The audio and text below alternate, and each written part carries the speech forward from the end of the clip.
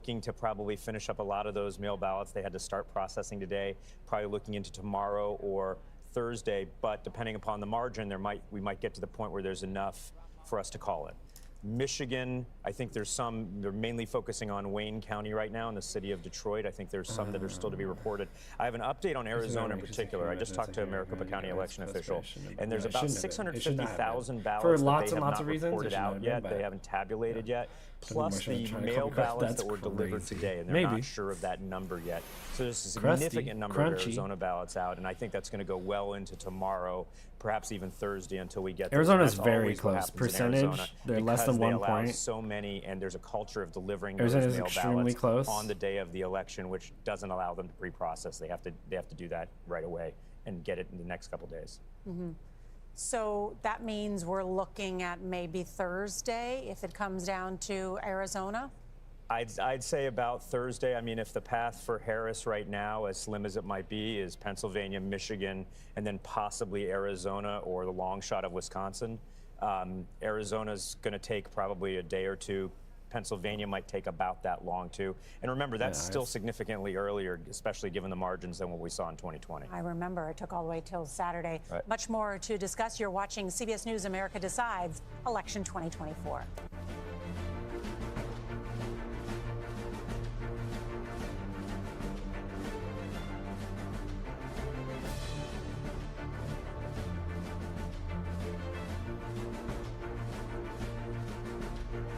All right.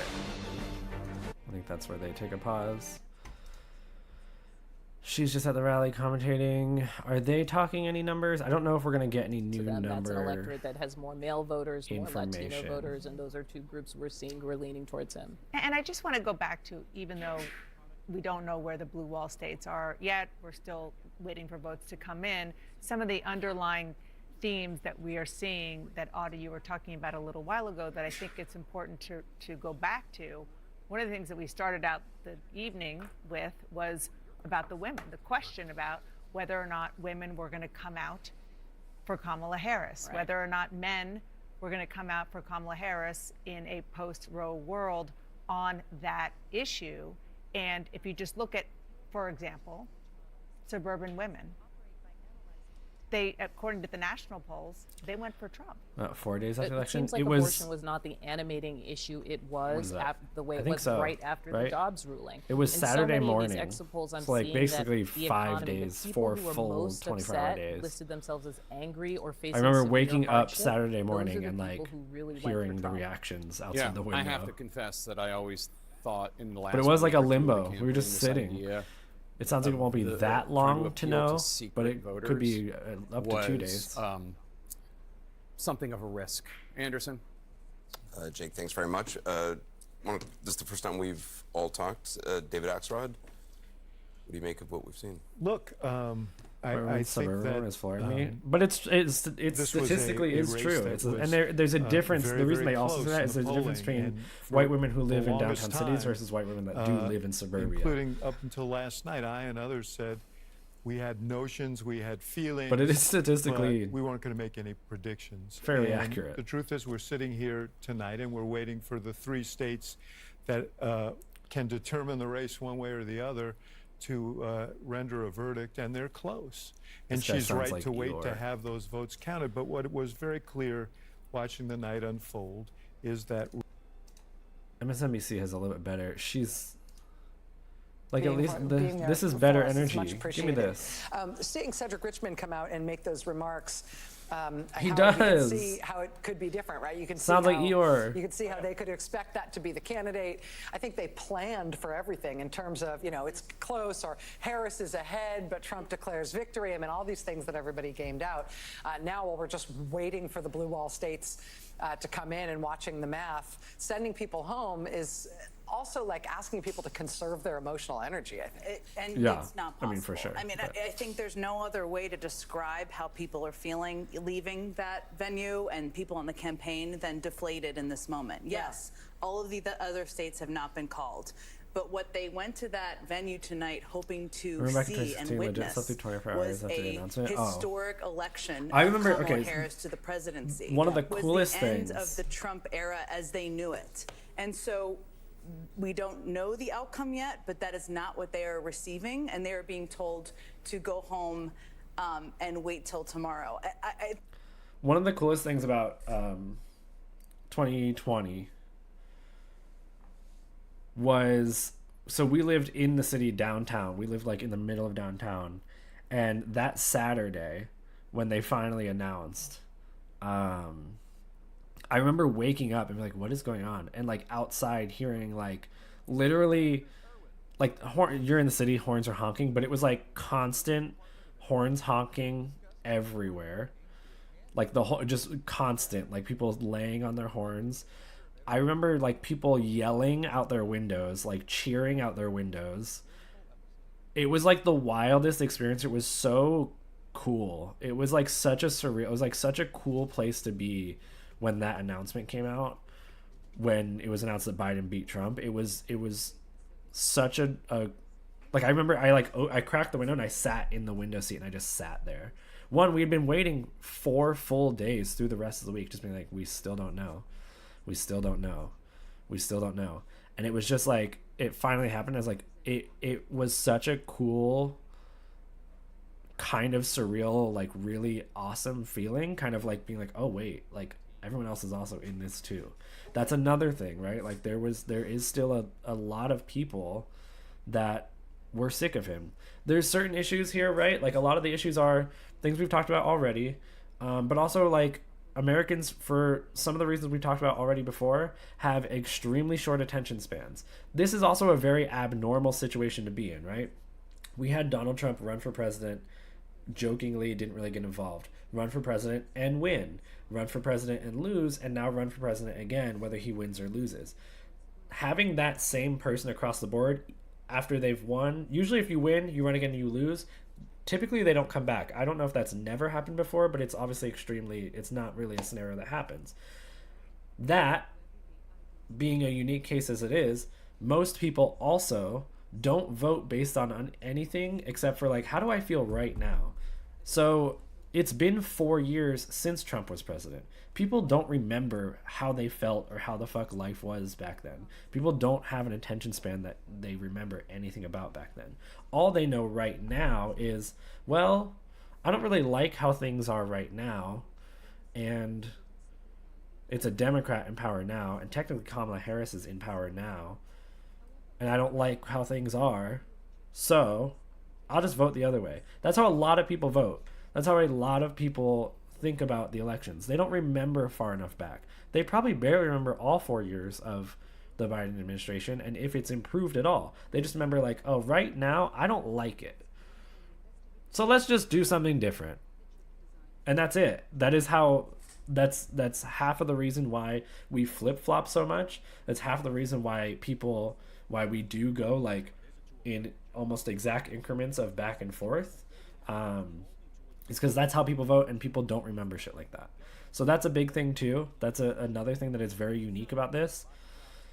Again, she only needs to win Pennsylvania, Michigan, Wisconsin, and she will take it. Those are still up in the air. They aren't looking as good as we were hoping they should be, but they aren't looking bad enough, we know for sure. She is underperforming Biden, but she's outperforming Clinton. Those are our best comparisons right now. Clinton lost it, Biden won it. Biden won it very closely, but he still won it. She could still get that, maybe at a lower margin. Maybe she'll surprise us and it'll still pop up to where she needs to be. The votes that are coming in are still those late city votes, the urban votes that are going to be typically very largely in favor of her. Again, her ratings in those, or her counts in those states, her margins in those states are like, she's like 70%. There's a chance. It's not, again, still not looking as good as it should have, still not looking as good as we wanted it to look, but that's why we're still waiting. That's why we're still waiting to see, and it is still possible. Even still, aside from my more people are active if Trump is president, so more people are paying attention, more people are organizing. The other thing that I considered with this, right, is, and this is not, it's a weird backhanded silver lining, whatever. if Donald Trump wins and is president again, not only will he be really fucking old and probably actually not make it into running again, he also legally like can't anyway, but you know, if everyone's worried about how that will go, people will also see, because of the things he's talking about doing will be bad, especially for also the people that voted for him. In the event of Kamala Harris winning, if things don't drastically improve, they go, see, Trump would have been better. He would have. In this case, if Trump wins, people will get slapped in the face with, wait, but it didn't get better, it got worse, I don't understand. And it would finally also kill him and his support. I personally think that is a large case, which also means then public support drops a lot for him and the things he's doing. I think that's a good chance as well. And I think that helps a little bit with that effort of organizing and being active and pushing back. Same argument that the other argument that they made too, in the chance that is probably also fairly likely, maybe more likely than Kamala Harris's chances, because House races usually are larger margins. They're not nearly as close across the board. In the event that Democrats win the House, and Nancy Pelosi, like 4 hours ago, was like, I'm calling it, we won the House. Hakeem Jeffries is going to be the first black House Speaker of the House. So there's something she was seeing. She's obviously very tuned in. She has been the head of the party and very, very much heavily. New Mexico officially called for Kamala. She needed that. I didn't say it earlier, but if she had lost New Mexico, it was basically over. That's a good sign. That one was close and she won it. That's a good sign. But if the House wins, they still have a humongous control over the overall government to block a lot of the crazy shit that they want to do.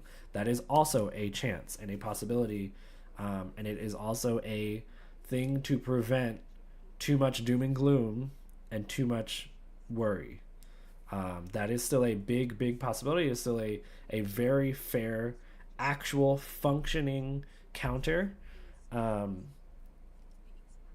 I mean, shit, look at it. When it was the opposite direction, when Biden won, and then Republicans had control, they did block a lot of Biden shit.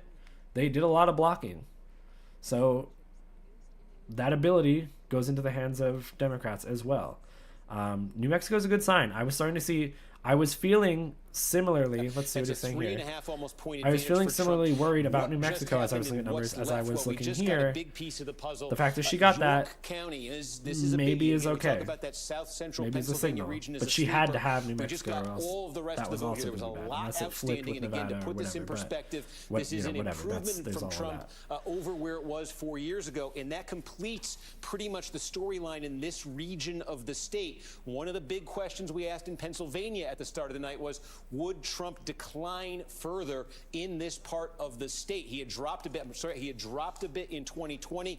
He didn't drop any further in counties like this tonight. Lebanon County, Lancaster County, Cumberland County, now York County. Where else did we just get results? We got it in Westmoreland County. We're almost complete here. Again, big Republican suburban, some rural areas too, certainly, but big Republican county outside Pittsburgh. And again, Trump is running a little bit better than he did here in 2020. That's what his campaign wanted to see. We also got some more results out of Montgomery County. We're getting close to everything in there. 86%. Harris is winning in Montgomery County, big suburban county right outside Philadelphia. It's a 22-point margin for her. But what we have been watching is this number, this Harris number, has been ticking down ever so slightly with every update. Why? Because every update is the vote that was cast today. That is the most Republican-friendly vote. The vote by mail, the most Democratic-friendly, that was released early in Montgomery County. I think they said what vote are by we mail still is waiting on completely in, so there's nothing left Pennsylvania? of that. Well, again, Philadelphia, we've got about 80% of the vote in here right now. I think 78 is higher than. Oh no, is this the one that Again, Democrats want to Biden get was 81? somewhere around. Need it. I think Somewhere Biden was like around 81 north of, frankly, in this county. 500,000 vote if I'll pull it probably.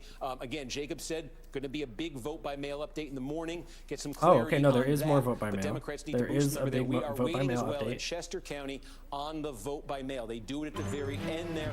Okay. Sorry, Steve, didn't mean to And cut that's you a off. big Word chunk, there. a big This chunk is that our happens final all at poll once. closing of the night. It is 1 o'clock in This the is morning probably in a the Trump. East Coast, and that means we've got our final poll closing, and that is in Alaska. Right now, the projection in the presidential race in Alaska is too early to call? is that It doesn't is make much of a too difference, but early to that's call between Kamala a little bit Harris and surprising. Donald Trump. In terms of the road to 270, this is where the two candidates stand right now as they both try That's to an get interesting to 270 scenario, I think. electoral votes. I don't think Shazam. Alaska is typically very close. There it is. 246 electoral votes for Donald Trump, 194 electoral votes for Kamala Harris. In terms of the battleground states right now, let's look at the, battleground states right now. Pennsylvania. I thought they too had said close that to they were call, done with 92% mail-in of ballots. The vote fact that they in. said they do a large chunk, In if they do Michigan, mail-in too ballots close to last, call did they, with have they just done over none of the mail-in 60% ballots? of I the thought they vote in. had. Maybe just that county? I don't know. In Wisconsin, it is too close. If there's to a call big with chunk of mail-in ballots ready, that makes me a little bit 114,000 more votes between the two candidates. optimistic. 86% of the vote in. 86. In Arizona, it is not too close This is to call. really it is close. too early to call. We've got just over half the vote in. It is in also too Arizona. close, You can but see the it is still numbers too there. early. And in Nevada, similarly, it is not too close to call. It is too early to call, with 70% of the vote in Nevada. Looking at the Alaska House race, there's no Senate race right Can now in she Alaska, but there is a House race up in Alaska that is of interest, and it's one of these races to votes with watch Nevada in the and country Arizona right now in the Alaska House instead? race, where Democratic incumbent Mary Peltola is trying to hold on to that seat, facing Nick Begich from a famous Alaska family. Nick Begich running in this race as a Republican, despite his family's Democratic history in the state. This race is, at this point, too early to call. Let's mess around, shall we? Float it up. 538. Use this map. These are called. I wish they would update this. These are called. If both of those that they're saying are too early, I think Arizona was much closer than Nevada was, which I kind of was thinking the opposite would be a chance. Let's give an off chance that this happens, and she wins these. No, she still needs. She's still too short. So she cannot lose Pennsylvania right now. She can't lose. Pennsylvania is gonna basically decide it, because these are also not. These are not anywhere near guarantees. These are not anywhere near guarantees. So if she doesn't get Pennsylvania, there's no path. If she does, she can maybe lose one of these and pick these up. Maybe. These are not like these should be more likely than these two, but those are playable. As long as she gets Pennsylvania, she has options. Donald Trump does not have options. Donald Trump has to win in Pennsylvania, and if he doesn't win in Pennsylvania, he has to win a lot more of these than she does, right? Is kind of what I'm trying to say. I know that gives him, if he wins Arizona and Wisconsin, even if she gets that, like there's lots of little flip-flops and things. Arizona also, or Alaska also being too close to call. If that little 3 pops in, let's say, and she loses Pennsylvania, that could do it. That's very unlikely. This feels crazy. But who knows? Who knows?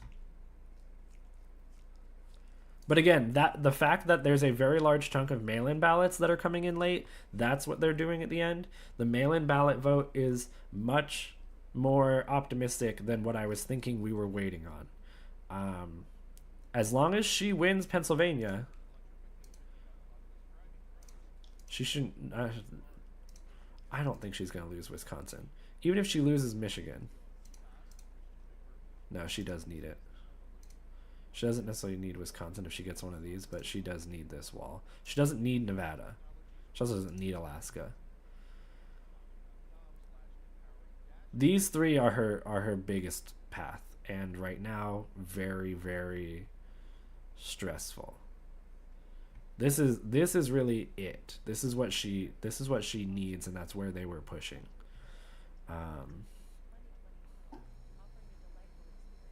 I saw projections, like endgame projections, leaning blue in Michigan. That's why I'm like, I know they haven't been looking at it nearly as much either.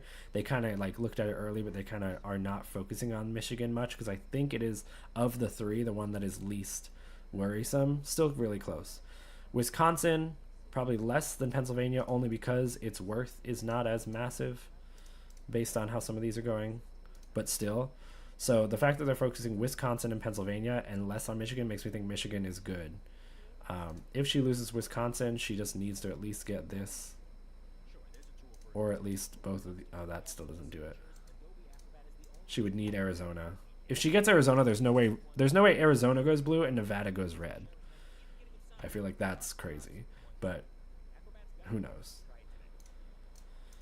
So again, it's not over. There's options. There's things going on. She has to win Pennsylvania. That's the biggest one. That's the biggest thing. Because this is a crazy ass long shot. That's wild. And not something I would be like, ooh, maybe. But Pennsylvania, and there we go.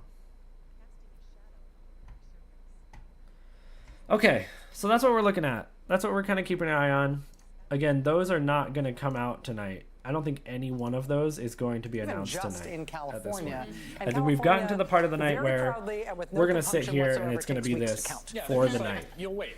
You'll wait, and it'll be really so important for the country, but we'll get to it could when we get be- to it. And they've done it that way for years in many It could cycles, be. so there's no It'll be tomorrow. Brother, Right we are now, at cooks. this hour, I understand that there are roughly Hi, two Fardis. Thank you for the Democratic 27 flips, months. We were just looking at the map. seats that were There held are by Republicans options. that are now held by There are Democrats, options, but and no, it roughly doesn't look. four It doesn't look. Republican flips, seats that were held great. by Democrats that will in the future. Be I'm held now. by This is my Republicans. And now so We'll optimism. look at some of those details, and we'll This try to is keep my an eye on, optimistic race, look at all the is uncalled this. races. There's tons of them here. My fingers crossed But optimistic with race the that is apparently Republican-controlled very Senate likely and compared to with the hers. sort of vibe check that we're getting from the two presidential campaigns. But control I of was the actually House, way you more mentioned, Chris, nervous. I was way more nervous could become until one of the they most important said things in the country. that the biggest chunk of Pennsylvania votes that are still outstanding is mail-in ballot, which in Pennsylvania and in most places, but in Pennsylvania is very drastically blue. This time, which is to say, And that's going to be all at more once in one Republicans will dump. be They're going to post defending all of that. incumbent seats. That against because I was sitting here going, Democrat. oh, there's no way. Republican seats will When be they said that, I was like, exposed to being okay, flipped. it And still so shouldn't be it where is we're a at. We should not be two-year at this hold point by the right now. Republicans as of now, and you know But that is starting possible. sometime tomorrow. It's not Chuck Schumer's over, going to be working but on it how is to not get that looking back in great. 2 years. There is, you mentioned the judges, which is such an important generational We did talk piece through a lot of this, other things. I don't know but if y'all in were that in here. 2 We're not supposed to years, count those. there's So also the confirmation they of apparently do nominees, submit those and last. if it's I think they Kamala were talking Harris about. sitting in the White House, it's going to become extremely difficult Mm-hmm. to get nominees through. Let And alone judges. let alone judge. It's true. It's the flip side. If Trump Okay, whatever. What was I saying? Oh, we talked through a lot of other things with this, right? Of like if she loses, and we win the House, which apparently is looking good. I was saying Nancy Pelosi was like, "Yeah, we got it. Like we're winning the House, and Hakeem Jeffries is going to be the first Black Speaker of the House." Like forever ago, which I think seemed more like maybe it was like to nudge people along rather than it was like a prediction. But she is tuned in, right? Also, a lot of those races are California seats that are still like gonna come in and things like that. There are a lot of those that are coming in. That looks like it's optimistic. If they win that, they have a lot of control in countering the Republicans across the board. We've already seen that in the opposite way. Lady!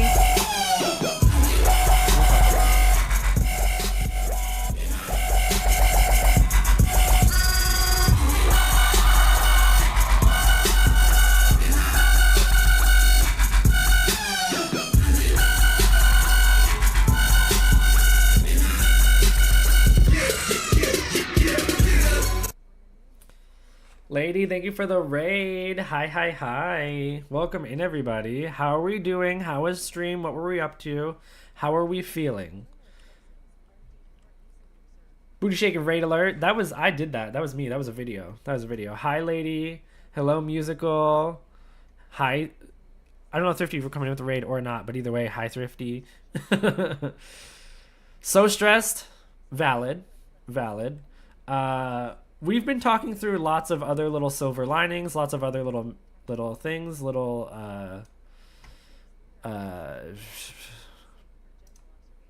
reasons to not be doom and gloom, even if Kamala does not win, while also still saying there's like the 1% chance that she does. It's probably more than 1%. It may not be that drastic, but let's lean into like, okay, she's not, regardless of if she does win, this is bad, regardless, no matter what, right? We know that. So in the realm of that, regardless if she wins, and we've talked a little bit, I don't know how many of y'all have maybe popped in or not throughout the night. It is her campaign's fault. They have not campaigned well. She had the chance to make this an easy win, or at least an easier win than it is, in a lot of ways that they did not do. She still did very much so better than the average campaign, certainly a shit ton better than the Clinton campaign. But they made some really weird fucking choices that I think are clearly playing out here. I was taking a look over at Hassan, and he had a map up that I'm not sure how to get where I can find it, but it was a map of the United States that had arrows showing the shift since 2020, showing based on 2020 numbers how the numbers went in each little area. So each little county had an arrow. So it was just the whole map with basically a fur of arrows. Lots and lots of them were increased red, even in places that were already red. So it's not like it made like a crazy flip in a lot of places. There were some that went blue in some of the cities, but it shows that not only was it just like, oh, Trump kept his red base, he gained some. Now I don't think that indicates that he pulled people that were voting blue to vote red. I think it just means that turnout was more optimistic. Turnout was more motivated on his side. She didn't motivate people to come out and vote, and she could have and should have by running on better things. That's one thing. That's kind of a whole other thing that I think sets the tone for that. In the realm of the fact that we're looking at, even if she wins, this isn't good, but if she loses, I haven't looked at the data, so I don't know. I don't have exact little examples to pull out for you in these races. But also, why do I hear something? Do y'all hear that? I think it's these ads. I don't know. In the race for the House, apparently from a lot of sources, it is looking optimistic, and that looks like a chance that they will still win that and gain a majority. Having a majority in the House is a massive source of power in the government. It gives them a lot of control. It allows them to block a shit ton of really bad Republican plans. It gives them a lot of power to block a lot of things. It gives them it doesn't give them a lot of power to say like, yes, they're going to implement good things. They won't have a lot to be able to do the things they want to do, but they will be able to curb a lot of the bad things people are worried about. That's one thing. That's one big silver lining. That is one thing of like, this is why the government is designed this way. Those seats are still not decided, so we also still don't know that yet, but that's one thing to stay less doom and gloom about. The other piece of that is there are things to look at that are wins in this election. There are a lot of ballot option or ballot